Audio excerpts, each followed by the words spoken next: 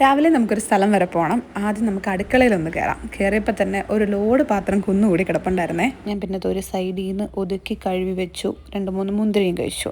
ഇനി നമുക്ക് പുറത്ത് പോകണം, റിയോയ്ക്ക് കുറച്ച് സാധനങ്ങൾ മേടിക്കാൻ വേണ്ടിയിട്ട്. അപ്പം നമുക്ക് ജസ്റ്റ് സൺസ്ക്രീൻ ഇട്ട് നമ്മുടെ മേക്കപ്പ് സ്റ്റാർട്ട് ചെയ്യാം. സ്കിൻ കെയർ ആയിട്ട് ഞാൻ സൺസ്ക്രീൻ മാത്രമേ ഇടുന്നുള്ളൂ.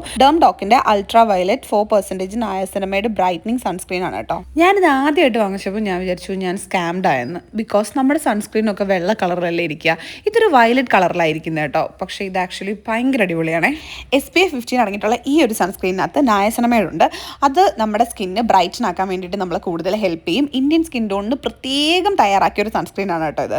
യൂണിസെക്സ് ആയിട്ട് യൂസ് ചെയ്യാൻ പറ്റുന്ന ഈ ഒരു സൺസ്ക്രീൻ ഞാൻ എന്തായാലും ടാഗ് ചെയ്ത് കൊടുത്തേക്കാം. ഇനി നമുക്ക് മേക്കപ്പ് ഒക്കെ ചെയ്ത് റോബർ എടുത്ത് നമുക്ക് നേരെ പോവാം കേട്ടോ. ഞാൻ പറഞ്ഞില്ലേ, അവന് നമ്മൾ സാധനം മേടിക്കാൻ വേണ്ടിയിട്ടാണ് മെയിനായിട്ട് പോകുന്നത്. അവന് ഫുഡ്, കൂട്, അതുപോലെ തന്നെ എല്ലാ അൽക്കുലത്ത് ഐറ്റംസും നമ്മൾ പോയിട്ട് വാങ്ങിച്ചിട്ടുണ്ടായിരുന്നു. എൻ്റെ പൊന്നോ, പൈസ പോകുന്ന വഴി നമ്മൾ അറിയുന്നില്ല എന്നുള്ളതാണ് സാരം. അവിടെ ചെന്നപ്പോൾ ഞാനൊരു വലിയ ഡോഗിനെ കണ്ടു കേട്ടോ. എനിക്കിതിൻ്റെ പേരൊന്നും അറിയില്ല.